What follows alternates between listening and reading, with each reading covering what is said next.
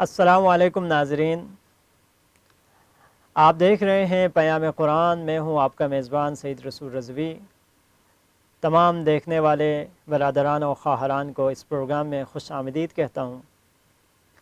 ناظرین، جیسے کہ آپ جانتے ہیں کہ ہم اس پروگرام میں قرآن مجید فرقان حمید کی ایک آیت کا تلاوت، ترجمہ اور مختصر تفسیر آپ کی خدمت میں پیش کرتے ہیں۔ آج ہم آپ کی خدمت میں سورہ ہود آیت نمبر 12 کی تلاوت، ترجمہ اور مختصر تفسیر آپ کی خدمت میں پیش کریں گے۔ آئیے سب سے پہلے تلاوت کلام پاک سے اس پروگرام کا آغاز کرتے ہیں۔ اعوذ باللہ من الشیطان الرجیم،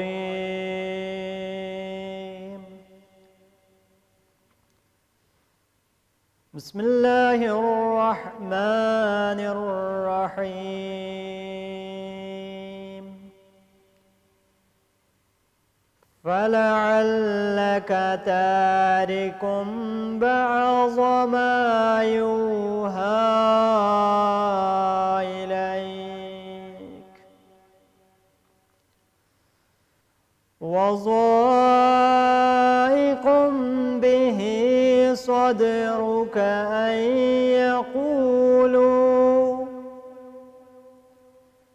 أَن يَقُولُوا لولا أنزل عليه كنز أو جاء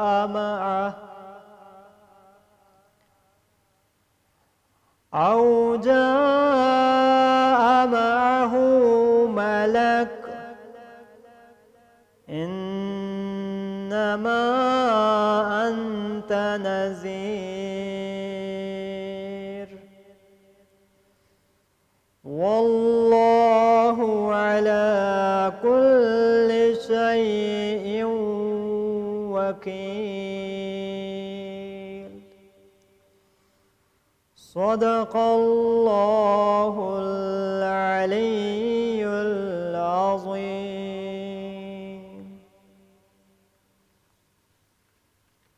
ترجمہ: پس شاید آپ لوگوں کے قبول نہ کرنے کی وجہ سے ان بعض چیزوں کی تبلیغ کو چھوڑ دیں جو آپ کی طرف وحی کی جاتی ہیں، اور شاید آپ کا سینہ ان باتوں کی وجہ سے تنگ ہو جاتا ہے جو وہ کہتے ہیں کہ اللہ تعالیٰ اوپر سے خزانہ کیوں نہیں اتارا گیا، یا وہ کہتے ہیں اس کے ساتھ فرشتہ کیوں نہیں آیا۔ مبادا ایسا نہ ہو کہ آپ تو صرف ڈرانے والے ہیں اور خدا ہر چیز پر ناظر اور نگہبان ہے۔ ناظرین، اس آیت گرامی میں پیغمبر دو عالم صلی اللہ علیہ وآلہ وسلم کے بارے میں وہ ریفرنس بیان کیا گیا ہے۔ اس ریفرنس میں یہ آیت اتاری گئی، نازل ہو گئی، وہ یہ ہے کہ بعض اوقات کفار مکہ حضرت صلی اللہ علیہ وآلہ وسلم سے تقاضا کرتے تھے پہاڑوں کو اپنے معجزے کے ذریعے سے سونے میں تبدیل کر دیں، یا وہ یہ کہتے تھے کہ اے پیغمبر، اگر آپ سچے ہیں تو آپ کی تائید کے لیے فرشتہ لے کے آئیں، فرشتہ کیوں نہیں آیا آپ کے ساتھ؟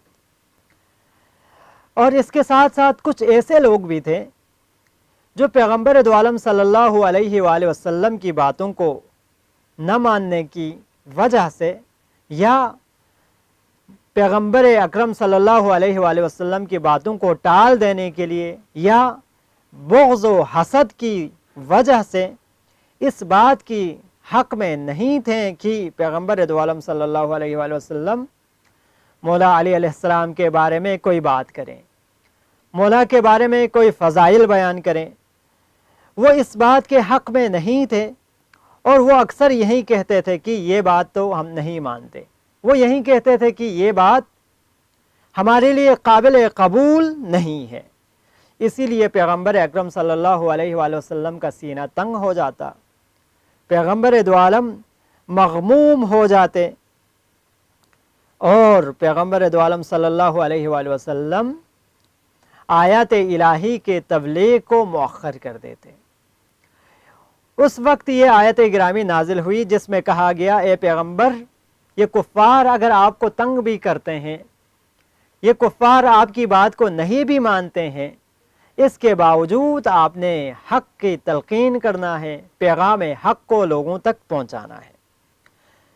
اور یہ امر آپ کی عصمت کے منافی بھی نہیں تھے، بالفرض کچھ چیزیں ایسی تھی کہ پیغمبر اکرم صلی اللہ علیہ وآلہ وسلم پہ نازل ہوتے تو وہ فوری طور پر لوگوں تک پہنچانا ضروری نہیں تھا، یعنی تبلیغ اسی وقت کرنا کوئی ضروری نہیں تھا۔ بعض احکام ایسے بھی تھے جو فوری لوگوں تک پہنچانا لازمی اور ضروری تھا۔ اسی وجہ سے پیغمبر دو عالم صلی اللہ علیہ وآلہ وسلم بعض آیات کی تبلیغ کو مؤخر کر دیتے، اور پیغمبر خدا رواداری کے پیش نظر ان آیات کے تبلیغ کو مؤخر کر دیتے۔ یہ جو رواداری کا لفظ کہا گیا یا رواداری کی وجہ سے پیغمبر دو عالم تبلیغ وحی کو مؤخر کر دیتے، یہ ذاتی مصلحت کی وجہ سے نہیں تھی۔ پیغمبر اپنے ذاتی مصلحت کی بنا پر کوئی حکم مؤخر کر دے ایسا نہیں ہے، جیسے کہ قرآن مجید میں ارشاد ہوا ان ہوا الا وحی یوحا، پیغمبر دو عالم اپنے جنبش مبارک کو اس وقت تک حرکت نہیں دیتے جب تک وحی نازل نہ ہو۔ وہ پیغمبر اپنی ذاتی مصلحت کی بنا پر وحی الہی کو مؤخر کر دے ایسا نہیں ہے۔ وہ جو وحی مؤخر کر بھی دیتے تو مصلحت الہی کے پیش نظر وحی کے مؤخر کر دیتے، یا زمینہ سازی ہونے تک اس وحی کو مؤخر کر دیتے۔ تو اس آیت گرامی میں پیغمبر دو عالم سے یہ کہا گیا کہ جب آیت نازل ہو جائے تو بغیر کسی رواداری کے، بغیر کسی مفاد کے، مصلحت کے لوگوں تک وحی پہنچایا جائے، اور دو ٹوک انداز میں لوگوں کو آیت الہی پہنچایا جائے۔ من و عن پیغمبر دو عالم صلی اللہ علیہ وآلہ وسلم اس آیات کے نازل ہونے کے فوری بعد تمام وحی الہی کو دو ٹوک الفاظ میں لوگوں تک پہنچاتے۔ اس کے ساتھ ساتھ اس آیت گرامی میں جو ارشاد ہوا، اس سے یہ بھی اخذ ہوتا ہے کہ ممکن ہے کہ وحی کے بیان کے ترک کرنے کی بات ان لوگوں سے متعلق ہو جو بہت ضدی اور ہٹ دھرم قسم کے لوگ تھے، کہ جن کی ہدایت سے خود پیغمبر دو عالم صلی اللہ علیہ وآلہ وسلم مایوس ہو چکے تھے۔ لیکن اللہ تعالیٰ فرماتے ہیں کہ اگرچہ یہ لوگ ایمان نہیں لائیں گے، یہ خدا کو بھی پتہ ہے، پیغمبر کو بھی پتہ ہے، اس کے باوجود فرماتے ہیں کہ آپ اپنے دینی فریضے سے دستبردار نہ ہو جائیں، ہاتھ نہ اٹھائیں، ان لوگوں تک تبلیغ کرتے رہیں، حکم خدا پہنچاتے رہیں۔ اس کے ساتھ ساتھ اس آیت گرامی کا معنی یہ ہو شاید کہ کفار ایسے لاوالے قسم کے بہانہ تراشتے، کہتے ہیں کہ ہمارا وحی ان کے سامنے پڑھی ہی نہیں گئی۔ اکثر لوگ یہی کہتے ہیں ہم تک وحی پہنچی ہی نہیں، ہمیں تو معلوم ہی نہیں ہوا۔ اس طرح کے قسم قسم کے بہانہ تراشتے۔ اس بہانہ تراشی سے روکنے کے لیے پیغمبر دو عالم صلی اللہ علیہ وآلہ وسلم سے حکم دیا گیا، اے پیغمبر جیسے بھی ممکن ہو، جیسے ہی وحی نازل ہو، لوگوں تک پہنچایا جائے۔ تو ناظرین، اس آیت گرامی میں کچھ خاص پیغام بنی نوع انسان کے لیے خدا نے ارشاد فرمایا ہے۔ اس میں سے سب سے پہلا جو پیغام ہے وہ مبلغین دین کے لیے ہے۔ مبلغ کو چاہیے کہ وہ کلام الہی کو پہنچانے میں پوری سنجیدگی سے کام لے، پوری سنجیدگی کے ساتھ پیغام الہی کو لوگوں تک پہنچائیں، ڈیلیور کریں، اور دو ٹوک انداز میں اپنی تبلیغی سرگرمی کو انجام دے دے۔ یعنی لوگوں کی باتوں میں نہ آئے، لوگ اگر خوش ہو جائیں تو لوگوں کو اللہ کی الہی پیغامات پہنچایا جائیں، या ऐसा ना हो कि लोग अगर नाराज हो तो पैगाम इलाही को लोगों तक ना पहुंचाया जाए, ऐसा बिल्कुल भी नहीं है। ऐसा बिल्कुल भी नहीं, सिर्फ और सिर्फ ये करना है जो पैगाम इलाही है, लोग खुश हो, नाराहत हो, लोग पत्थर भी बरसाएं तब भी हुक्म इलाही को लोगों तक पहुंचाना है। जैसे कि पैगंबर दो आलम सल्लल्लाहु अलैहि वसल्लम की सीरत में हम पढ़ते हैं, देखते हैं, आप जानते हैं, लोग पैगंबर अकरम सल्लल्लाहु अलैहि वसल्लम को तरह तरह की अज़ियतें पहुंचाते हैं, तरह तरह से पैगंबर के रास्ते को रोकने की कोशिश करते हैं, मगर पैगंबर दो आलम सल्लल्लाहु अलैहि वसल्लम इस रास्ते से हटने की बजाय इस रास्ते पर ज़्यादा चलने लगते हैं, गामजन रहते हैं। तो एक मुबल्लिग के लिए चाहिए कि अहकामात इलाही लोगों तक पहुंचाने के लिए साई व कोशिश करें और उसके साथ साथ दो टोक अंदाज में अपनी तबलीगी कार को सर अंजाम देते रहे। दूसरी बात, इस आयत गिरामी से इस्तिफादा जो होता है वो ये है, किसी को इरशाद व हिदायत व रहनुमाई का तरीका ये हो कि उसे ये न कहा जाए तुम इस तरह से हो, उसको ये बिल्कुल भी ना कहें कि तुम ऐसा है, इस तरह से ना कहा जाए, बल्कि कहा जाए गोया कि शायद की, यानी तुम में शायद ये गलती हो। मसलन इस आयत गिरामी में फलअल्लका कह के, शायद की कह के ये बतलाया गया कि अगर तबलीग करना है या दीन इस्लाम को पहुंचाने की बारी आए या किसी के साथ गुफ्तगू करना है तो उसको डायरेक्टली क्रिटिसाइज ना करें, डायरेक्टली उसको तनकीद का निशाना ना बनाएं। अगर उसमें गलती भी है तो हुस्न ज़न की बिना पर यह कहा जाए शायद इस तरह से ना हो, शायद ये ऐसा हो, इस तरह से कोई हुस्न ज़न के साथ उसको बात पहुंचाई जाए। तीसरी बात जो इस आयत गिरामी में इरशाद हुआ वो ये है कि कुफ़ार हज़रत सल्लल्लाहु अलैहि वसल्लम का जिस्मानी अज़ियतों और तकलीफ़ों के अलावा मुख्तलिफ़ हीले बहानों के ज़रिए से पैगंबर दो आलम सल्लल्लाहु अलैहि वसल्लम को रूहानी तकलीफ़ देते थे। ये बहुत मुश्किल मरहला है। इंसान पर अगर जिस्मानी कोई तकलीफ़ दे दें तो वो उस इंसान के जिस्म में दर्द होगा, थोड़े अरसे के लिए दर्द होगा, थोड़े वक्त के लिए दर्द होगा, उसके बाद वो दर्द, वो सख्ती या वो मुश्किल जो दर्द भी आया है वो ख़त्म हो जाएगा। ये वक्ती दर्द है।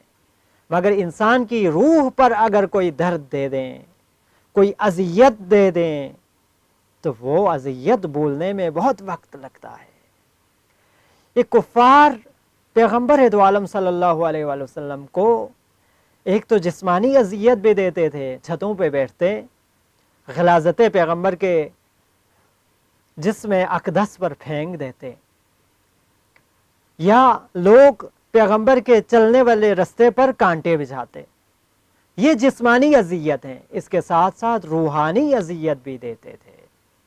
पैगंबर दो आलम सल्लल्लाहु अलैहि वसल्लम को रूहानी तौर पर अज़ियत पहुंचाते थे।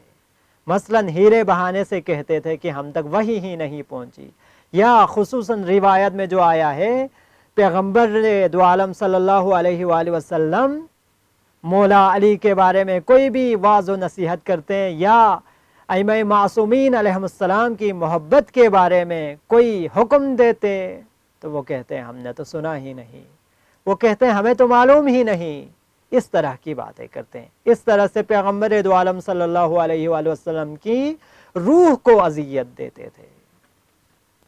और इस आयत गिरामी में जो आखिरी बात बतलाई गई है वो ये है कि लोगों की अक्ल उनकी आँखों में होती है, वो रिसालत को माल और दौलत के साथ कबूल करते हैं। इसकी तरफ इशारा हुआ लौला उन्ज़िला अलैहि कंज़ुन औ जाअ माहु मलक। कहते हैं ए पैगंबर अगर आप सच्चे हैं तो आप इस आसमान से हमारे लिए सोना निकाल दे, सोना पैदा कर दे, आसमान से सोना नाजिल कर दे, یا اگر آپ سچے ہیں تو آسمان سے یا خدا کی طرف سے فرشتے لے کے آئے۔ وہ یہی سمجھتے تھے کہ مال و دولت کے ذریعے سے پیغمبر کی رسالت، اس کی دلیل کے طور پر مال و دولت لے آئے یا فرشتہ لے کے آئے، جبکہ خداوند قدوس کا حکم یہ ہے کہ مال و دولت یا ملک لے کے آنا یہ پیغمبری کی دلیل نہیں ہے، رسالت کی دلیل یہ نہیں ہے۔ اس کے ساتھ ساتھ اس آیت گرامی میں مسلمانوں کے لیے بنی نوع انسان کے پر ایک فریضہ بھی بتایا گیا، وہ یہ ہے کہ ہمارا فریضے کی ادائیگی یہ ہے کہ ہم صرف اور صرف اپنا پیغام لوگوں تک پہنچائیں، نتیجے کی ذمہ داری ہمارے اوپر نہیں ہے۔ ہم اتنا کر سکتے ہیں کہ لوگوں کو تبلیغ کریں، دین حق پہنچانے کی کوشش کریں، حکم خدا پہنچائیں، مگر یہ ہمارے اوپر لازم نہیں ہے کہ ہم سب کو مسلمان کر دیں، یہ نہیں ہو سکتا، یہ ہمارے بس میں نہیں ہے کہ ہم لوگوں کو تبلیغ کریں اس کے نتیجے میں وہ مسلمان ہو جائیں، یہ صرف اور صرف خدا کر سکتے ہیں۔ مگر ہماری ذمہ داری یہ ہے کہ ہم نہی عن المنکر کریں، لوگوں تک حق بات پہنچائیں، ہم لوگوں تک قرآن کی تعلیمات پہنچائیں۔ تو باقی ذمہ داری اللہ تعالیٰ پر ہے کہ اللہ تعالیٰ اس کو ہدایت دے دیں، کیونکہ ہادی برحق صرف اور صرف خداوند متعال کی ذات ہے، باقی تمام انسان صرف اور صرف وسیلہ کے طور پر ہیں۔ مبلغین جتنے بھی ہیں وہ صرف اور صرف وسیلہ کے طور پر کام کرتے ہیں، اور مبلغ کا کام لوگوں کو ڈرانا ہے۔ اسے چاہیے کہ لوگوں کو اللہ تعالیٰ کا حکم پہنچائیں، خشیت الہی لوگوں کے اندر پیدا کریں۔ یہ نہیں ہو سکتا کہ لوگوں کے اندر ایمان پیدا کرے، یہ بھی مبلغ کے ہاتھ میں نہیں ہے۔ مبلغ حکم الہی کو لوگوں تک پہنچا سکتے ہیں، خشیت الہی کے بارے میں احکامات الہی لوگوں تک پہنچا سکتے ہیں، مگر وہ لوگوں کے دلوں میں ایمان پیدا نہیں کر سکتا۔ ناظرین، آج کے پروگرام کا وقت ختم ہوا چاہتا ہے۔ اگلے پروگرام میں انشاءاللہ سورہ ہود آیت نمبر 13 کا ترجمہ، تلاوت اور تفسیر کے ساتھ آپ سے ملاقات ہوگی۔ تب تک کے لیے اپنے میزبان سید رسول رضوی کو اجازت دیجیے۔ اللہ حافظ۔